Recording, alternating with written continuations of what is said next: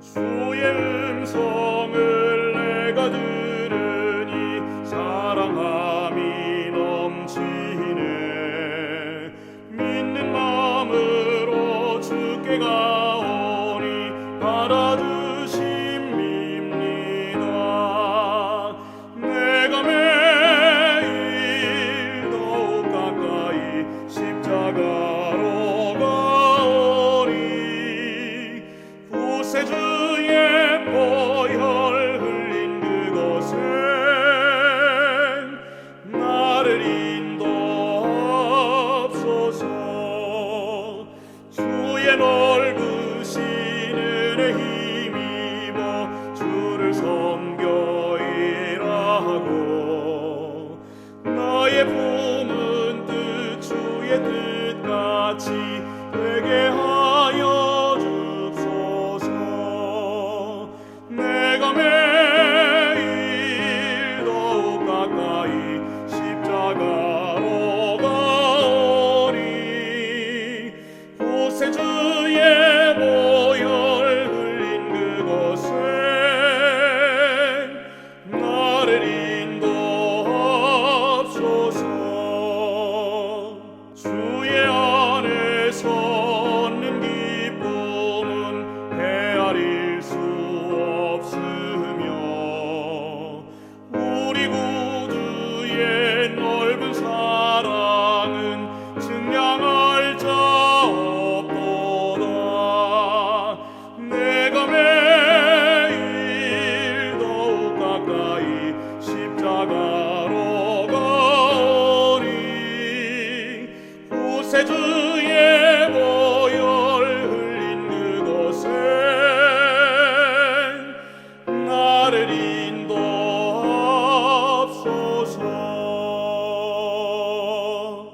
기도하시겠습니다. 아버지 하나님, 주님께서 저희를 언제나 사랑하여 주시고 인도하여 주셔서 감사합니다. 저희를 지켜주시고 보호하셔서 저희가 언제나 주님을 바라볼 수 있도록 하여 주심을 인하여 감사합니다. 아버지, 이 시간 주님을 뵙기를 원합니다. 말씀을 통해서 하나님의 은혜와 능력을 체험하기를 원합니다. 아버지, 우리의 마음을 성령으로 깨우쳐 주시옵소서. 우리가 하나님의 말씀에 순종하려고 결심할 때 주의 능력이 저희와 함께하여 주셔서 하나님의 말씀이 생명의 말씀이 되어 우리에게 큰 힘과 용기와 위로와 평안을 줄 수 있도록 도와주시옵소서. 또한 하나님의 말씀으로 힘을 얻고 그 하나님의 은혜와 축복을 많은 사람들에게 나눌 수 있도록 도와주시옵소서. 예수님의 이름으로 기도합니다. 아멘.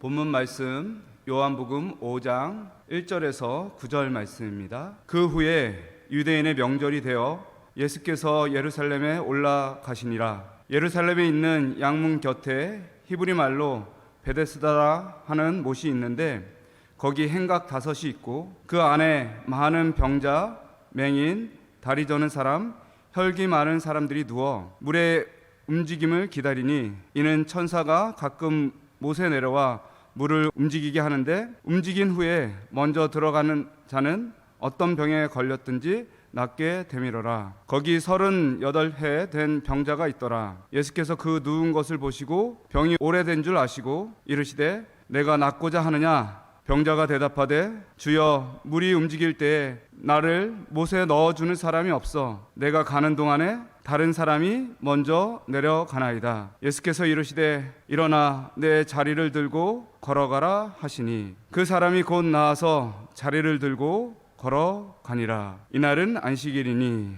성도 여러분, 안녕하십니까?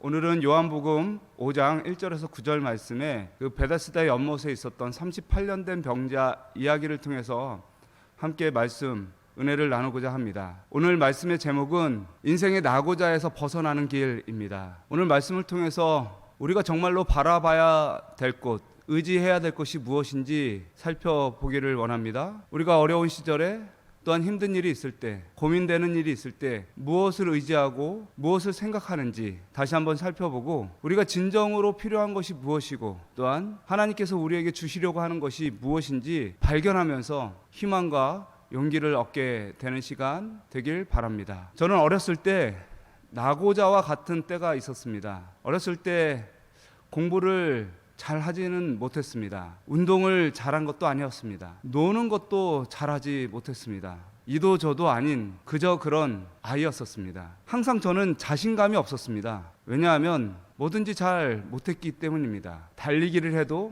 1등을 한 번도 해본 적이 없었습니다. 좋아하는 사람이 있어도 좋아한다고 고백해보지도 못했습니다. 그렇게 살다 보니까 결국 나는 잘 못하는 사람이야 라는 마음속에 패배감이 들기 시작했습니다. 그런데 그런 패배감이 왜 생겨났나 지금에서 생각해 보니까 다른 사람과 비교하는 마음에서 생긴 것이었습니다. 비교하고 경쟁하는 마음에서 패배감이 생긴 것이죠. 저는 다른 사람보다 못한 것이 아니라 좀 늦게 그것을 해내는 사람이었습니다. 그러나 이 사회는 똑같은 나이의 아이들을 다 함께 모아놓고 서로 경쟁을 시킵니다. 이 아이가 그 아이보다 못하면, 이 아이가 그 아이보다 느리면 그 아이는 못한다라고 얘기하는 것입니다. 그래서 저는 경쟁하는 것을 별로 좋아하지 않습니다. 저만의 길을 가는 것을 매우 좋아합니다. 다른 사람이 이것을 얼만큼 뛰어나게 잘하고 이것을 나보다 더 잘한다 할지라도 저는 저만의 시간과 기회와 때가 있다라고 생각합니다. 그런데 많은 사람들이 이 경쟁의 구도 속에서 그 경쟁에서 이겨보려고 많은 노력을 합니다. 경쟁은 사람을 패배자로 만들기도 하고요. 그리고 희망을 빼앗아 가기도 합니다. 경쟁은 사실 헛된 희망입니다. 1등을 하는 사람일지라도 만족을 하지 못합니다. 그 1등을 빼앗길까 봐 계속해서 노력을 해야 하기 때문입니다. 사단은 우리 마음속에 경쟁의 마음을 심어줍니다. 그래서 우리의 마음을 절망에 묶어두려고 하는 것입니다. 이 경쟁을 통해서 절망에 빠진 사람들은 하나님께서 준비해 놓으신 은혜를 발견하지 못하고 죽어가는 것입니다. 예수님께서는 이렇게 나고자와 같은 삶을 살아가는 사람들, 패배자와 같은 삶을 살아가는 사람들에게 오셨습니다. 그리고 그런 사람들을 건져주시고 새로운 삶을 주시려고 하십니다. 오늘 본문에 보시면 예수님께서 명절이 되어서 예루살렘으로 가게 됩니다. 여기에 기록된 명절은 어떤 명절일까요? 바로 유월절입니다. 이 유월절은 예수님께서 공생애를 시작한 두 번째 유월절이었습니다. 첫 번째 유월절 때는 예수님께서 성전에서 성전 정결을 하여 주셨습니다. 그곳에서 장사하는 모든 사람들을 내쫓고 하나님의 위엄을 나타내셨습니다. 그리고 나서 1년이 지난 후 다시 유월절이 돼서 예수님께서 예루살렘에 오신 것입니다. 예수님께서는 이 예루살렘에 오셔서 과연 무엇을 하셨을까요? 본문의 2절에서 5절을 보시면 예수님께서 예루살렘에 있는 한 장소로 가셔서 한 사람을 만나십니다. 그곳은 베데스다 연못이라는 곳이고 38년 된 병자를 그곳에서 만나십니다. 이 베데스다라는 연못은 아주 신기한 연못입니다. 그곳에 천사가 한번 내려와서 물이 움직이게 되면 거기 있던 많은 환자들 중에 가장 먼저 그곳에 들어가는 환자가 질병의 치유함을 얻게 되는 것입니다.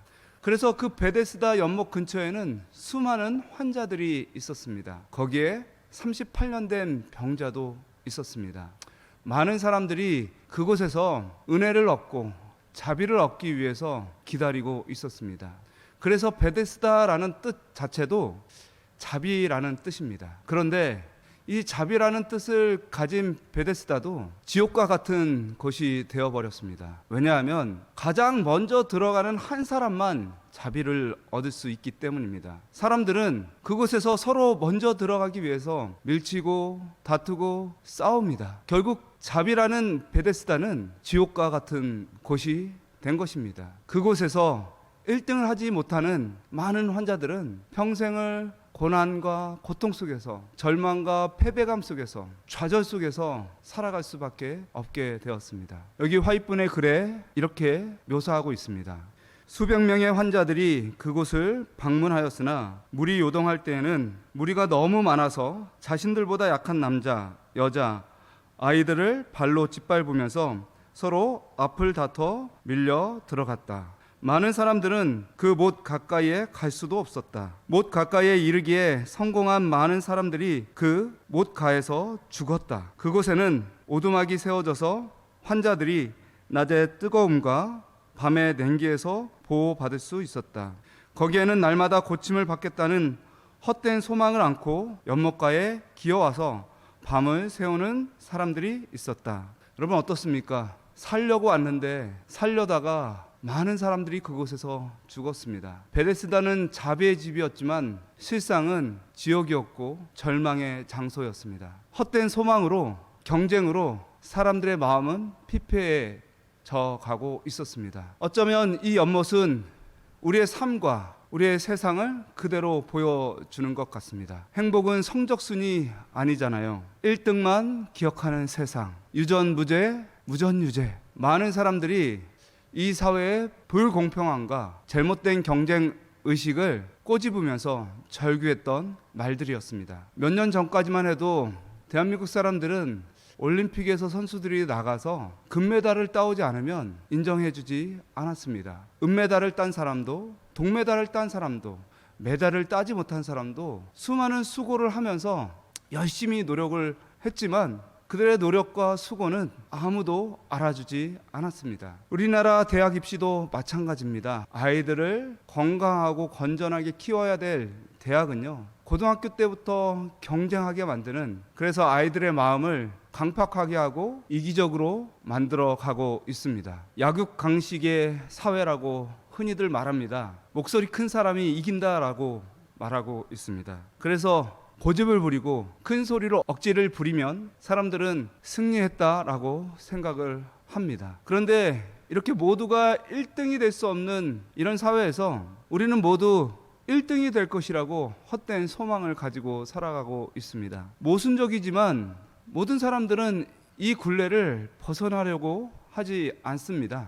베데스다 연못에 있는 사람처럼 그것이 마치 운명인 것처럼 그렇게 살아갑니다. 이웃이 죽어가지만 서로 밟고 밟히면서 그곳에 들어가려고 노력을 하지만 많은 사람들이 상처를 받지만 그 경쟁을 멈추려 하지는 않습니다. 그것이 싫더라도, 그것이 잘못된 것인지 알면서도 그 비참한 현실을 우리는 계속해서 살아가고 있는 것입니다. 예수님께서 이 베데스다로 오신 것은 아주 큰 의미가 있습니다. 절망과 경쟁으로 많은 사람들이 죽어가고 헛된 소망 속에서 좌절하고 있을 때 예수님께서는 참 소망이 되시기 위해서 그곳에 오신 것입니다.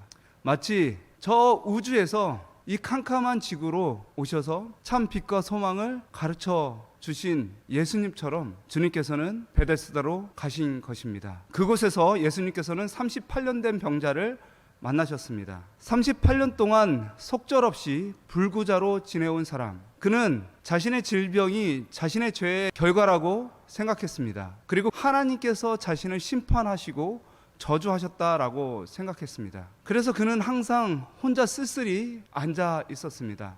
자신은 하나님께 구원받을 수 없는 사람이라고 생각하면서 절망 중에 있었습니다. 때때로 물이 움직이려고 할 때 그 38년 된 병자를 불쌍히 여겼던 사람들이 그 병자를 물 가까이까지 데려다 주었습니다. 그러나 그곳에는 많은 환자들이 있었기 때문에 결정적인 순간에 그는 그 못으로 제일 먼저 뛰어 들어가지 못했습니다. 서로 밀치고 밟고 비명소리가 들리고 죽어가는 그때 그가 무슨 힘이 있어서 그곳에 가장 먼저 들어갈 수 있겠습니까? 그는 치유의 소망에 바로 직전에서 아무것도 하지 못한 채 절망 중에 빠지게 되었습니다.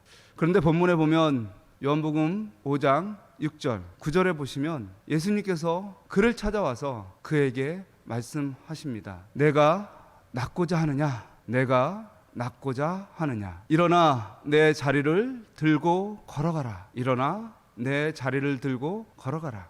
이 두 말씀은 예수님께서 38년 된 병자에게, 절망에 빠진 병자에게, 홀로 쓸쓸히 자신의 인생을 완전히 포기해 버린 병자에게 하셨던 말씀입니다. 예수님께서 병자에게 그 말씀을 하셨을 때 병자는 누가 이런 말씀을 하시는가 생각하면서 그의 주의가 그 부드러운 음성에 쏠리게 되었습니다. 내가 낫고자 하느냐 라고 말했을 때 그의 마음속에 희망이 생겨나게 되었습니다. 이 사람이 나를 못에 넣어주려고 하나보다, 이 사람이 나를 도와주려고 하나보다. 그래서 그 희망이 확 올랐다가 갑자기 시들어졌습니다. 왜냐하면 많은 사람들이 그렇게 자기를 도와줬었고 결국은 자신은 그 못에 들어가는 곳에 실패할 것을 알았기 때문입니다. 그래서 병자는 말합니다. 물이 동할 그 순간에 나를 넣어줄 사람은 없습니다. 이때까지 그렇게 나를 도와줬던 사람은 한 명도 없었습니다. 내가 아무리 먼저 내려가려고 해도 다른 사람이 먼저 내려가기 때문에 나는 성공할 수 없습니다. 이 병자는 예수님에게 자신의 처지를 하소연하였습니다. 여러분, 예수님께서 이 모든 상황들을 잘 모르실까요? 아닙니다. 너무너무 잘 아십니다. 그럼에도 불구하고 예수님께서는 병자에게 내가 낫고자 하느냐라고 물어봅니다. 왜 그랬을까요? 어떻게 생각하면 그곳에 있는 모든 병자들은 낫고 싶어서 그곳에 있었던 것입니다. 38년이나 병으로 고생했던 사람이 낫고 싶은 것은 너무 당연한 일이었습니다. 그러나 주님께서 그에게 낫고자 하냐고 물어보았습니다. 질병이 너무 오래돼서 고생한 사람들, 실패를 너무 많이 해서 계속해서 좌절한 사람들은 더 이상 성공하려고 하지 않습니다. 모든 의지가 꺾여 버린 것입니다. 더 이상 자신의 삶이 나아질 것이라고 전혀 기대하지 않기 때문입니다. 항상 예수님께서는 질병을 치유하실 때 두 가지를 치유하여 주십니다. 첫 번째는요, 마음입니다. 그리고 두 번째, 질병을 치유하시는 것입니다. 마음을 치유하지 않고 질병을 치유하게 될 때 결국 그 마음 때문에 다시 또 질병이 생기기 때문입니다. 그래서 항상 예수님께서는 마음을 먼저 치유하시고 질병을 치유하십니다. 주님께서 내가 낫고자 하느냐라고 물어본 것은 바로 마음을 치유하시기 위해서입니다. 그에게 소망을 주시기 위해서입니다. 그에게 열망을 주시기 위해서입니다. 그가 다시 살아날 수 있는 희망이 있고 힘이 있음을 가르쳐 주시기 위함입니다. 38년 된 병자에게 가장 먼저 필요한 것은 못에 들어가는 것이 아니었습니다. 낫고자 하는 의지였습니다. 낫고자 하는 기대와 소망과 설렘이었습니다. 주님께서는 그 마음을 그 사람에게 심어주려고 했었습니다. 여러분, 하나님께서는 지금 우리에게 네가 낫고자 하느냐라고 말씀하십니다. 네가 더 나은 삶을 살고자 하느냐라고 말씀하십니다. 네가 참 평안을 원하느냐라고 말씀하십니다. 네가 지금보다 더 행복하길 원하느냐, 내가 영생을 얻기를 원하느냐 말씀하십니다. 내가 참으로 하나님을 만나기를 원하느냐 말씀하십니다. 여러분에게 희망과 용기를 주실 것입니다. 포기하지 마십시오. 그 어떤 꿈과 회복과 열정을 포기하지 마십시오. 여러분의 모든 소원과 기도를 주님께서 들어주시고자 하십니다. 내가 낫고자 하느냐라는 말을 38년 된 병자가 들었을 때 그에게는 희망이 생겼습니다. 사실 그는 예수님을 알지도 못했습니다. 그는 믿음이라는 것이 전혀 없었던 사람이었습니다. 우리는 때때로 믿음이 우리를 구원한다라고 말합니다. 그러나 38년 된 병자는 믿음이 없었습니다. 단지 낫고자 하는 열망이 생긴 것입니다. 주님께서는 우리가 믿음이 없더라도 주님을 찾고자 한다면, 주님을 바라보고자 한다면 우리에게 하나님의 능력의 말씀을 허락하십니다. 그리고 그 말씀을 우리 안에서 이루어 주십니다. 많은 사람들이 믿음이 대단한 목사님만, 믿음이 대단한 장로님만, 아니면 예수님을 믿는 사람들만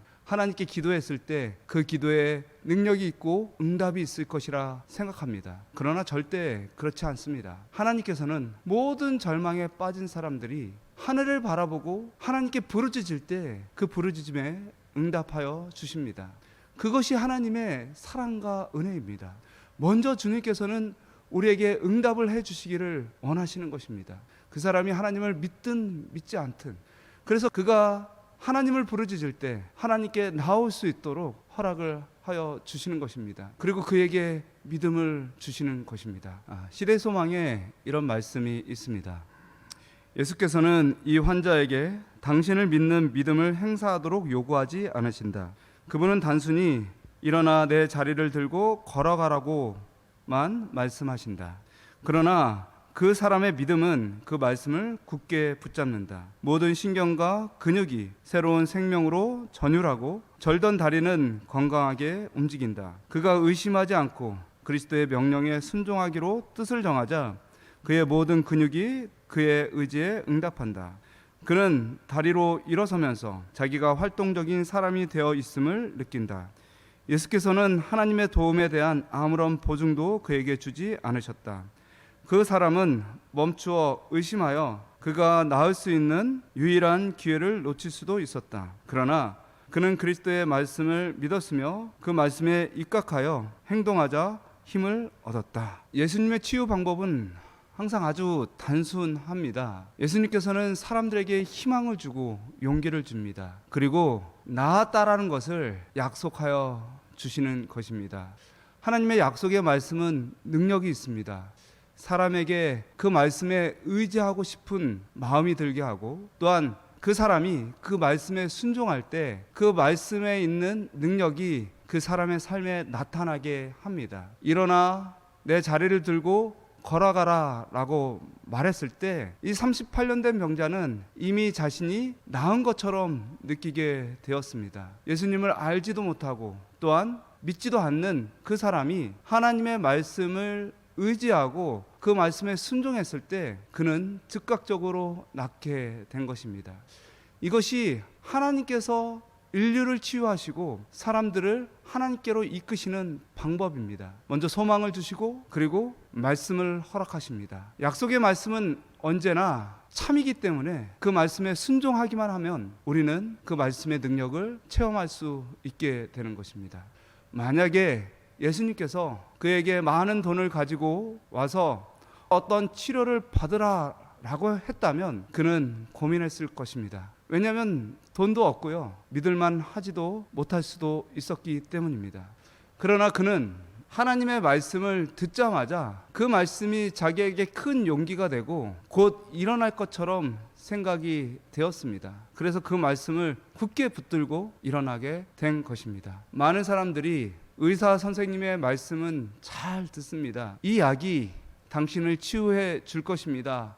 이 약을 드십시오. 아침, 점심, 저녁 3번 드십시오 라고 하면 그 약을 잘 먹습니다. 그리고 그것이 잘 나면 그 의사가 용하다 말합니다. 그 약이 잘 듣는다 말합니다. 그러면서 그 사람에게 없던 믿음이 생겨나게 되는 것입니다. 이와 마찬가지입니다. 성경은 명령과 약속으로 되어 있습니다. 의사 선생님이 명령하고 약속했듯이 하나님께서는 우리에게 명령하고 약속하십니다. 환자가 의사의 말을 듣고 질병의 치유함을 얻고 그 의사에 대한 믿음이 생겼듯이 하나님에 대한 우리의 믿음도 마찬가지입니다. 말씀에 순종하다 보면 그 말씀이 이루어지는 것을 경험하고 하나님께 대한 믿음은 더욱 굳어지게 되는 것입니다. 여호수아 3장에 보면 이스라엘 백성들이 요단강을 건너는 장면이 나옵니다. 여호수아와 이스라엘 백성들이 요단강 앞에 섰습니다. 하나님께서는 여호수아에게 말씀하십니다. 제사장들이 법궤를 메고 흐르는 물에 발을 담거라, 그 물 속으로 들어가라 라고 명령하십니다. 그렇게 되면 그 물이 멈춰 설 것이다 라고 약속하십니다. 여호수아와 이스라엘 백성들은 그 하나님의 말씀을 믿고 그 말씀에 그대로 순종해야만 했습니다. 물이 멈춰 선 다음에 그들이 요단강을 건너는 것이 아니라 제사장들이 먼저 흐르는 물에 발을 담궈야만 물이 멈춰 설 것이었습니다. 그 당시 요단강은 물이 점점 불어서 물살이 상당히 세고 물이 깊어서 매우 위험했습니다. 법궤를 맸던 제사장들이 휘청휘청 하면서 넘어질 수도 있었습니다. 물살에 휩쓸려서 떠내려갈 수도 있었습니다. 그러나 그들은 하나님의 명령에 순종하고 그 약속을 믿어야만 했었습니다. 여호수아와 이스라엘 백성들은 어떻게 했을까요? 그들은 그냥 단순히 하나님의 명령에 순종했습니다. 하나님께서 말씀하셨으니 그 말씀을 의지해서 앞으로 나아갔습니다. 정말 하나님의 말씀대로 제사장들이 발을 밟았을 때 요단강은 멈췄습니다. 아래로 흐르는 물은 빨리 흘러내려가서 마른 땅이 보였고, 위에서 흐르는 물은 더 이상 흐르지 않고 물벽이 쌓여지게 되었습니다. 그리고 그렇게 있는 동안 이스라엘 백성들은 그곳을 건너가게 되었습니다. 여기 화이분의 글에 이렇게 기록되어 있습니다. 백성들은 제사장들이 거룩한 법궤를 메고 노한 듯이 물결치는 강물을 향해 한 발자국 한 발자국 앞으로 나아가 마침내 법궤를 맨 제사장들의 발이 물에 닿는 것을 보았다.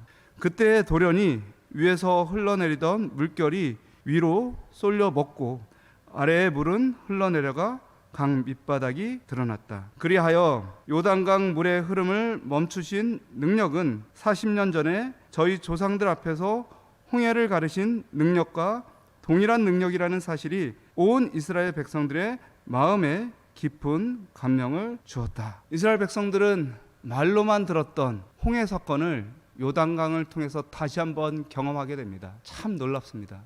이러한 기적들이 우리의 삶에 일어날 수 있을까요? 있습니다. 38년 된 병자가 일어나 걸었듯이, 또한 요단강이 멈추는 기적을 경험했듯이 우리도 하나님의 말씀에 순종하기만 하면, 하나님의 약속을 의지하기만 하면 이런 경험들을 할 수 있을 것입니다. 우리의 삶이 절망적일지라도, 그리고 우리의 삶에 큰 벽이 있고 큰 문제가 있어서 앞이 캄캄할 때 우리는 하나님께서 무엇이라고 말씀하시는지를 들어야 합니다. 성경을 펴서 예수님의 말씀을 봐야 합니다. 그리고 성령께서 우리에게 하시는 말씀을 듣고 그 말씀에 순종해야 합니다. 그렇게 한다면 주님께서 우리를 그 문제에서, 그 절망에서 건져 주실 것입니다. 38년 된 병자는 예수님의 말씀을 그의 마음에 품게 되었습니다. 그리고 질병을 치유하게 되었습니다. 우리의 삶도 38년 된 병자와 같습니다. 우리의 삶 속에서도 영적인 어려움들이 있습니다. 예수님께서는 말씀하여 주셨습니다. 너희가 눈으로 보아도 보지 못한다. 너희가 귀로 들어도 듣지 못한다. 너희는 소경과 같다 말씀하여 주십니다. 우리는 영적인 중풍병자, 소경, 귀머거리일 수도 있겠습니다. 우리는 우리 스스로를 구원할 수 없습니다. 우리는 우리 스스로 하나님 나라를 붙잡을 수도 없습니다. 우리는 우리의 어떤 행위로도 하나님 앞에 나아갈 수도 없습니다. 그러나 주님께서 우리에게 희망의 말씀과 용기와 회복의 말씀을 하여 주십니다. 그 말씀을 우리가 붙잡을 때 우리의 눈이 떠지고 우리의 귀가 열리고 우리가 일어나 하나님 앞으로 나아갈 수 있을 것입니다. 사도 바울은 오호라 나는 공고한 사람이로다. 누가 이 사망의 몸에서 나를 건져내랴라고 고백하였습니다. 이런 절망을 갖고 있는 그리스도인이 있다면 오늘 주님께서 38년 된 병자에게 말씀하셨던 두 말씀을 기억하십시오. 내가 낫고자 하느냐? 일어나 내 자리를 들고 걸어가라. 이 명령과 이 약속의 말씀이, 이 희망의 말씀이 여러분에게 용기가 되고 기적이 되길 간절히 바랍니다. 시대의 소망에 있는 말씀입니다. 이렇게 낙심하고 몸부림치는 자들은 위를 쳐다보라. 구주께서는 자신의 피로 사신 자들을 굽어보며 말할 수 없는 연민과 긍휼로 내가 낫고자 하느냐고 말씀하신다. 예수께서는 그대에게 건강과 평안 가운데서 일어서라고 명령하신다. 그대가 완쾌되었다고 느낄 때까지 기다리지 말라. 그분의 말씀을 믿으라. 그러면 그 말씀이 이루어질 것이다. 그대의 의지를 그리스도의 편에 두라. 그분을 섬기고자 뜻을 세우고 그분의 말씀에 의지하여 행동할 때 그대는 힘을 얻을 것이다. 어떤 죄악 속에서도, 사단의 어떤 유혹과 또한 사단이 주는 두려움과 절망 속에서도 우리는 예수 그리스도가 있음으로 승리할 수 있습니다. 예수님의 은혜를 바라보시기 바랍니다. 오늘 이 시간 잠시 기도하는 시간 갖겠습니다.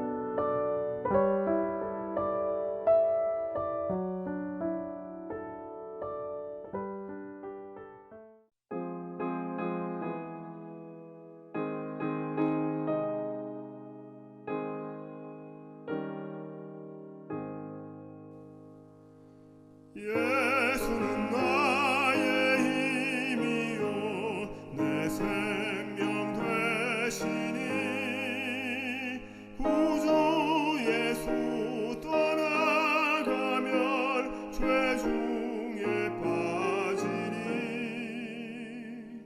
눈물이 앞을 가리고 내 맘에 근심 쌓일 때 위로하리 누구시뇨 주 예수